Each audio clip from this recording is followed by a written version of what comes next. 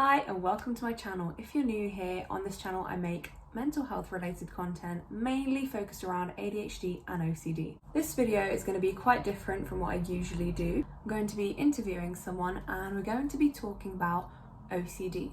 Now let me quickly explain for those of you that don't know. OCD is a psychiatric disorder. It's characterized by having obsessive, intrusive thoughts or sensations that lead to someone carrying out a compulsion, whether that be a physical compulsion or a mental compulsion. OCD is an anxiety disorder, and you can see how, if someone is having these uncontrollable thoughts about certain things, whether it be, every time they're on a train platform, their intrusive thoughts are telling them, someone's going to push you in front of the train, someone's going to push you in front of the train.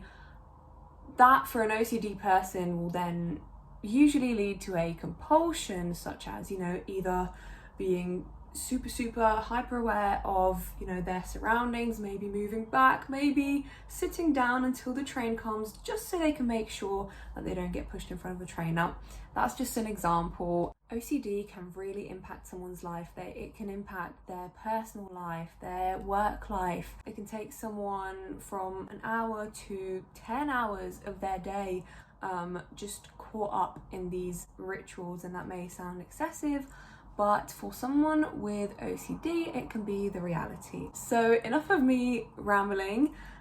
Today, as I said, we've got a very special guest who weirdly kind of looks like me. And that will be because I am you.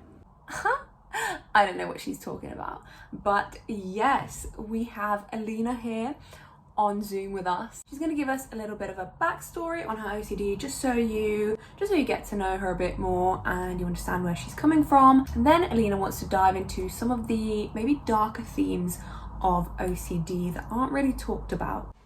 So Alina, I know you wanted to talk a little bit about Pure O. What is Pure O? You could say it's a category or type of OCD, but it's not a separate diagnosis.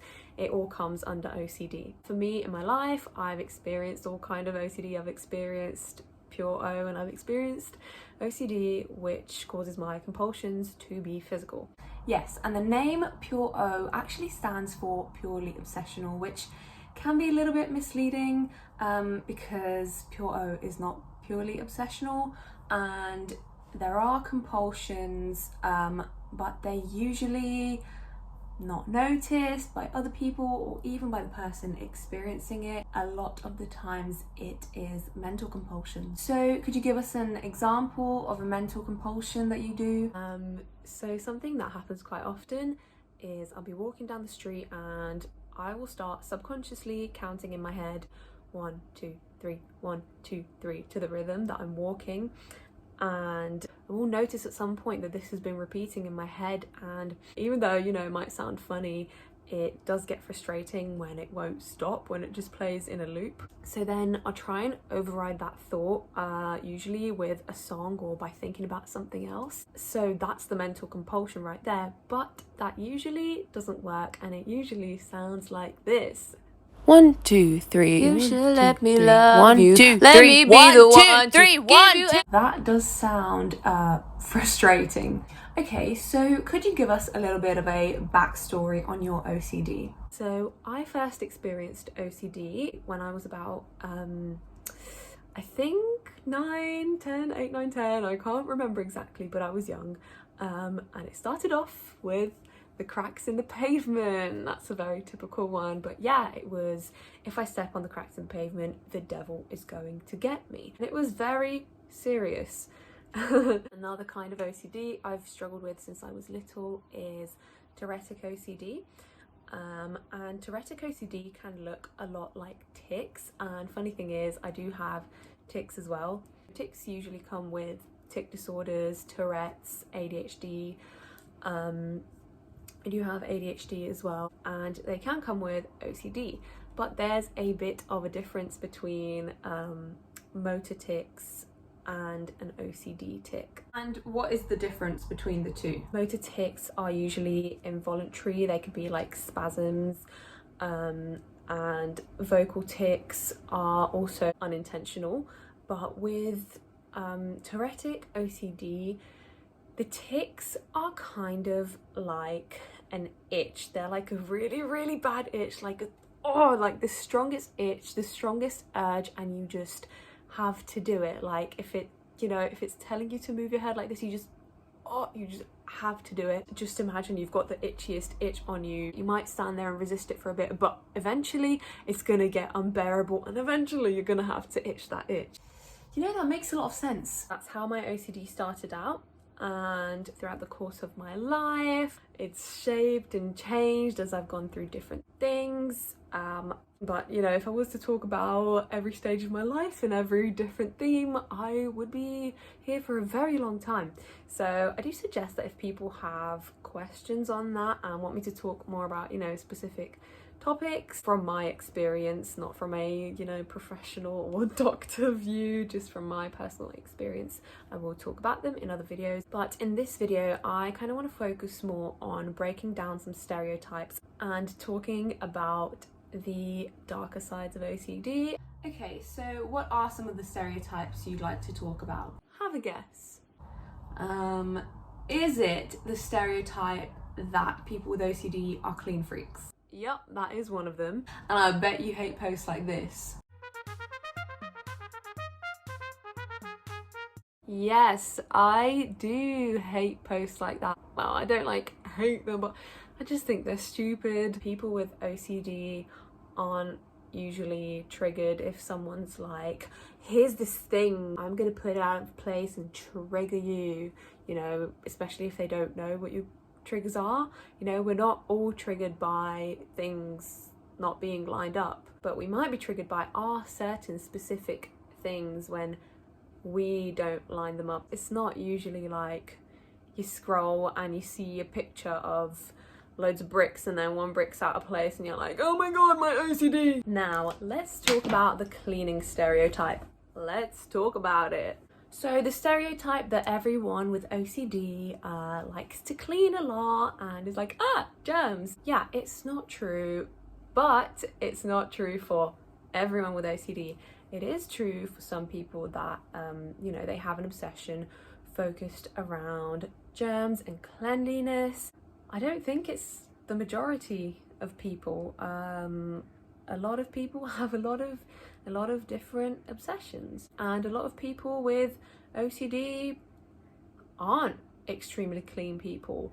I'm quite a messy person, for one. The stereotype has come from somewhere, but it's not true for everyone with OCD. Okay, so now that we've cleared that up, why don't you talk a little bit about the themes of OCD? There are a lot of themes and types of OCD that need to be talked about more. Here is a list of them. I think changes definitely need to be made when we're educating people about this stuff, and we need to educate people more about mental health in general. But you know, whether the information is coming from a class in school or uni or from a YouTube video, websites like NHS or charities, we need to include more types of OCD, not just the typical ones, not just play safe and, you know, be polite. No, OCD is not polite. OCD is ugly, and it has ugly themes, and if someone is struggling with those ugly, nasty themes, they need to know that there's help out there, and they need to know that that thing they're struggling with is OCD. We need people to understand the obsessions are not limited, and obsessions can be really weird and compulsions can be really weird. There are some really horrible themes, and they're not talked about for this reason, because the topics are, you know, kind of taboo. For example, POCD. What is POCD? Boy, oh boy, I knew this question was gonna come. It's almost like I wrote them myself. So POCD stands for Paedophilia OCD. Exactly. You can imagine why this theme of OCD is not very talked about at all. And you can also imagine why that's not very good, because people are struggling in silence. POCD is characterized by an obsessive fear that you may be or you will become a paedophile. Anyone can experience POCD. Women, men, non-binary, anyone, girls like me. Would you like to expand on that and tell us a bit about your experience with POCD? I wouldn't like to expand on it, no, but at the same time, I think it could really help someone who's going through the same thing. So in my case, the POCD theme hit me when I was 19. It hasn't even been a year since I discovered that it was actually part of OCD, and I didn't know because there was, next to no information about it, and I wasn't gonna go Google anything with the word paedophile in it because, I thought the cops will be on their way to take me. So since I was too scared to do that, and there was no information about it on, the websites like some of the ones I mentioned earlier, when I was researching OCD, I didn't see it anywhere, so I just didn't think it was a part of OCD. So just like harm OCD can make you believe that you want to harm someone or that you're eventually going to be a killer, and just like sexual orientation OCD can make you believe that you are constantly faking your sexuality, POCD can make you think that you are a paedophile. And yeah, I mean, you can see why it's not talked about. First of all, who wants to hear that? Who wants to, go to someone and say, I think I'm a paedophile? Let me just stop and say for a second that someone with POCD is the furthest thing from a paedophile, because like I said, OCD latches onto your biggest fears. And for someone with POCD, the horrible reality is that, they may not know this when they start experiencing it, and they may be very distressed, which someone who is a paedophile would not be distressed about these things. With POCD, you can experience loads of unwanted sexual imagery of children. It can replay over and over in your head, and you can start thinking, why is that coming up in my head? Why am I thinking of that? If you want a deeper dive into POCD, there actually are some videos on the internet talking about it, and I will link, actually I'll put some of them on the screen. But for me, so the compulsions it caused me to do, and it's not limited to this, but this is what it made me do. It made me distance myself from children in general. I was trying to avoid children as much as I could because I was scared to harm them. Growing up, I actually was like the babysitter of the family. I'd always be babysitting kids. I loved kids so much, and it's so sad that for someone with POCD, they can't even say that. It makes me uncomfortable even saying that now. Confession is a compulsion. But yeah, it makes me uncomfortable even saying that now because it goes through my mind and it's like, I love kids. Oh, they're gonna think you're a pedo because you just said I love kids, and it's like, shut the fuck up. I don't even know where I was going with that. Yeah, I don't know where I was going with that. See, it can just throw you off track just like that. But yeah, sadly for me, POCD made me distance myself from my little sister, my niece. Because I was around my little sister a lot of the time, I was extremely mean to her a lot of the time because I was triggered, because obviously for someone with POCD it's triggering being around children. So I feel really bad that I might not have been as nice to her as I should have been, and I was very dismissive because of this. Funnily enough, so my POCD got very bad, and just mental health in general, that I dropped out of university. I actually dropped out of my dream school, where I had a scholarship, and I'd been working so hard to get into that school, I was going to a pretty well known, one of the best, if I do say so myself, drama schools. And I was not a scholarship kid, and I didn't get in with a scholarship. I had to work my way up to getting a scholarship, so I was really proud of myself, but then, you know, things went downhill. And I never in a million years thought that I would quit, but I had to because my mental health was so bad. Some other compulsions it made me do is, so the year after, I do have to talk a bit more about the year, but let me just go talk about the year after. So the year after, I worked in a primary school. Great choice. So I chose to work in a primary school. Eventually I was triggered once again, and it came to a point that I could not look at the kids. I was working in a breakfast club, an after school club, and you know, you had to take care of the kids. Sometimes you had to cook for the kids, you had to put the toys out, talk to them, play with them, and I had so much anxiety at work, and I really wanted to quit that job. So yeah, but going back to the year before when I quit uni, the POCD actually affected me in a really bad way.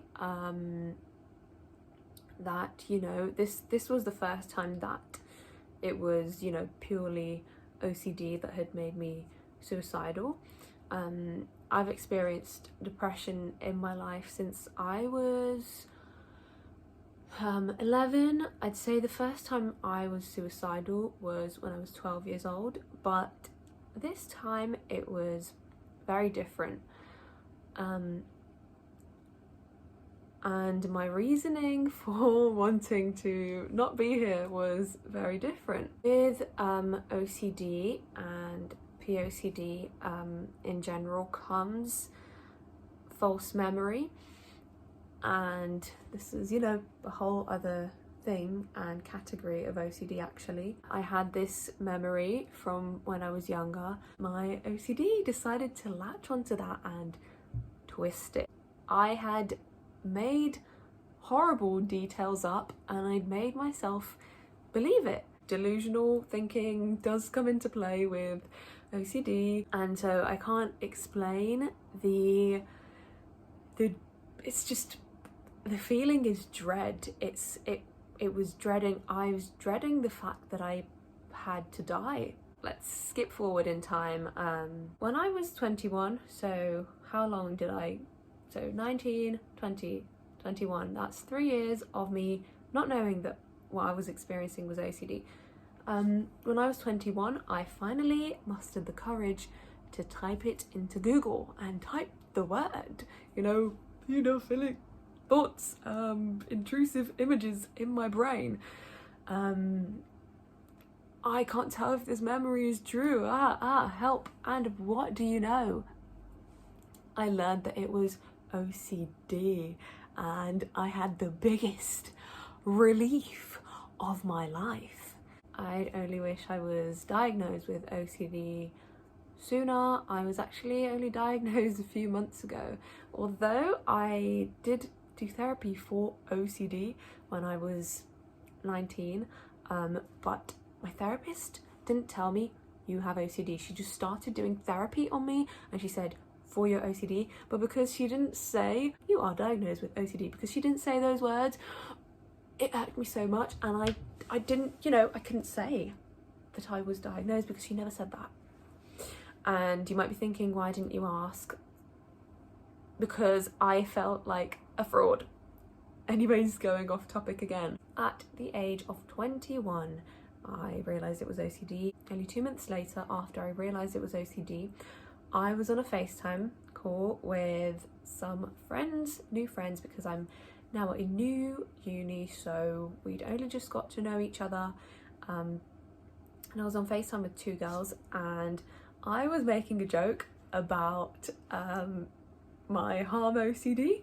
Well, I wasn't really making a joke, I was actually saying how I was cutting things in the kitchen and I had the thought pop into my head of, you know, stab your flatmates because they were next to me. God, it's not funny. So I was telling them about those thoughts, and my friend said, that sounds like OCD. And I was like, yeah, it is OCD. And she said, oh, I think I have that, but in a very like horrible theme. She said something like that, and I knew instantly what she was talking about. And we kind of had this like, you know, communication through the Zoom screen, and she was like, text me the letter, and I texted her P, and she was like, oh my god, and I was like, oh my god. And yeah, sadly we kind of had to kick our other friend off Zoom, because let me tell you, I never thought, when I was going through POCD very badly, I never thought I would talk about this in my life, because I didn't know it was OCD, and I thought I would take this to the grave. And I'd never before then talked about it with anyone. Even after I found out it was OCD, I'd never ever talked about it. Wow, it's amazing that you found someone who you were able to share this with, and I'm sure it was such a big relief for both of you. I really commend you for coming on and talking about this, because it's something nerve-wracking to talk about. And you know, not only is it I don't even know what to call it, it's a taboo topic, not necessarily the OCD but the P part. I know that doing this interview will probably cause you anxiety, especially after the interview, but I just want to say there's nothing to worry about, because this video is so important, and it is so important to talk about these things. It's something that if we don't shed light on it, people really will struggle in silence. And I don't doubt to think that you know, other people have become suicidal because of it, and I don't doubt to think that someone might have even taken their life over it. And so that's why I wanted to open up the conversation about it. How is someone to know that they're experiencing OCD if there is no information on it? If I was diagnosed younger, it would have saved me a lot of torture, because I do, you know, that's one way to describe OCD. It is torture. But for me, growing up, I felt like I couldn't really talk about these things, because when I had, you know, these Terretic OCD tics, I would get punished for them a lot. And when I would do, you know, silly things like pray to God straight after I've done something bad, you know, I'd get laughed at. And, you know, growing up, when I've had other obsessions come up and I've tried to talk about my thoughts, and I've even said I think it's OCD, I've just been kind of told I had the same thing and I got over it. Why do you think like that? Stop thinking like that. I just felt very invalidated, and I felt like talking about these things, I felt ashamed, because when I did, I was either punished for them or told to just stop it. So I felt like I wasn't able to talk about them, and felt like I shouldn't talk about these things, like they should be just hidden, and I just need to sort them out. Myself, and that's not good. And I'm so happy that I'm getting therapy right now, and I'm so happy that, you know, I've been diagnosed, and yeah, I'm happy that I'm finally recovering from this after a long-winded road. Well, I'm so happy that you found help, and this really goes to show that mental health is so important, and we need to step our game up when it comes to mental health. We need to pay as much attention to it as we do to physical health, because it's just as important. And we need to understand that kids also have mental health issues. For some reason, I know that's controversial to a lot of the older generation, there's this kind of myth that mental health doesn't really exist. It's like a floating thing. No, honey, mental health is real. I mean, there's science behind it. Go and research it. Go and learn about it. If your kid has a broken bone, you're gonna take him to the hospital. If your kid has a mental health disorder or is showing signs of one, they need medical help.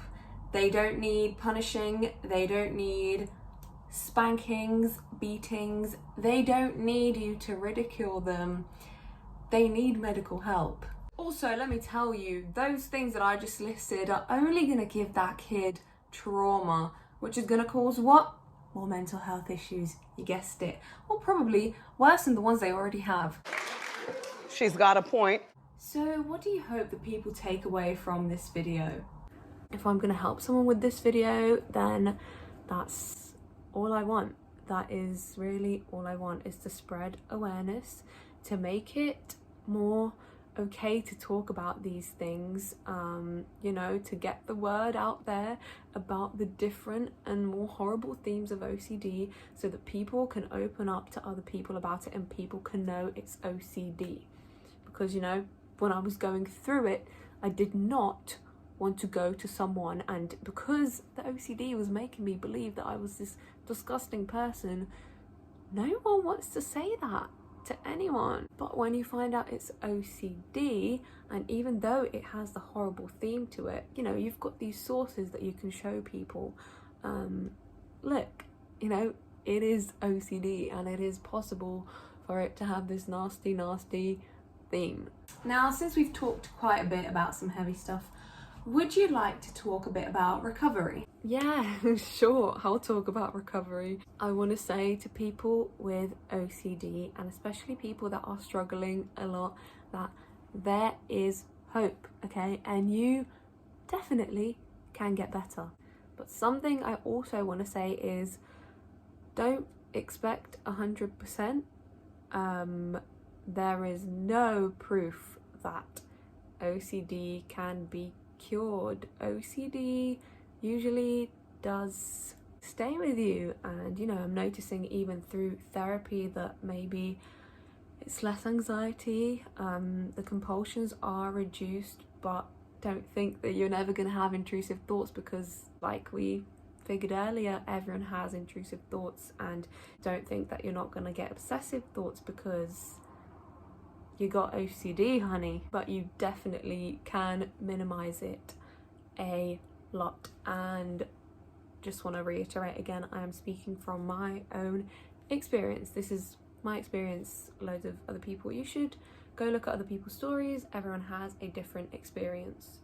So yes, for OCD there are many ways of treating it. There's medication, which I've tried before, and it did work on me, but I stopped it for reasons. There is CBT therapy, which didn't sit very well with me, and there's ERP therapy, which I'm currently doing. And when I started ERP therapy, I had really severe OCD, and I'd say OCD was affecting me pretty much 90% of the time. On my worst days, I would say even 95. It was actually controlling every single thing I did, because I do experience other types of OCD as well. And actually the biggest chunk of my OCD, which I didn't talk about, is just right OCD. And just right OCD is actually, sometimes it can be more of a feeling.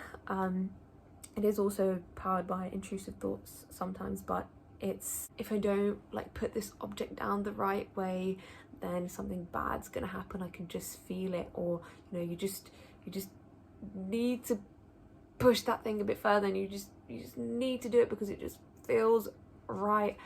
So that is God, I'm not very good at explaining, but that is actually the biggest chunk of my OCD. So that would be controlling me from the moment I woke up, from, you know, getting out of bed to picking my clothes, picking the right ones. I would also be bombarded by intrusive thoughts and other obsessions throughout the day. It was unbearable. Yeah, I would say therapy and let me just say this right now, therapy, but also stopping my ADHD medication because my ADHD medication was impacting my OCD. I would say stopping my ADHD medication was a very big help. So I'd say it took my OCD down to about 70%. And then therapy, I would say, helped lowered it down to now a 40%, and on some really good days 30%, which is amazing. When I was going through OCD really bad this year, and I was, you know, about to go into therapy, I just thought to myself, if I can't get rid of this thing 100%, then I can't stand it. Like, I need it to go 100%. And let me tell you, stop aiming for 100%. No one is 100% anything. You're probably not going to get rid of your OCD 100% or, you know, completely. Learning to be okay with uncertainty is actually a big step in recovering from OCD. And the more I started to be okay with uncertainty and be okay, you know, not knowing if not doing that compulsion might put me at risk, but actually sitting with that and being okay with it, and knowing that I'm probably most definitely not going to be 100% cured of OCD. You know, my mind is programmed in this way. It naturally thinks in this way. It naturally thinks in patterns. It naturally gets obsessed with things, adding ADHD on top of that. So I'm not aiming for 100%. I'm aiming to have more control over the OCD than it does on me. The things I've learned in therapy, they have really been life-changing, and yeah, I just want people to know that therapy does help and medication helps, and if you have OCD, you can get better. You can get better. Well, thank you so much for talking with us today, Alina. No, thanks for interviewing me. Thank you for being open with us. Thank you for sharing your story. If you're watching this and you're going through something similar, let us know in the comments if this video has helped you in any way. Thank you for watching this video. Please leave a like on this video if you liked it or if it helped you in any way, because that will help boost this video in the YouTube algorithm and it'll help it get seen by more people. Please subscribe if you're interested in mental health content and specifically ADHD and OCD, and one of us will see you in the next video. Bye-bye now. Thank you for sharing your story. Really like your hair, by the way. Of course, Alina has experience with ADHD, OCD, tics, depression, anxiety. That's a long list, bitch. Let me not say that.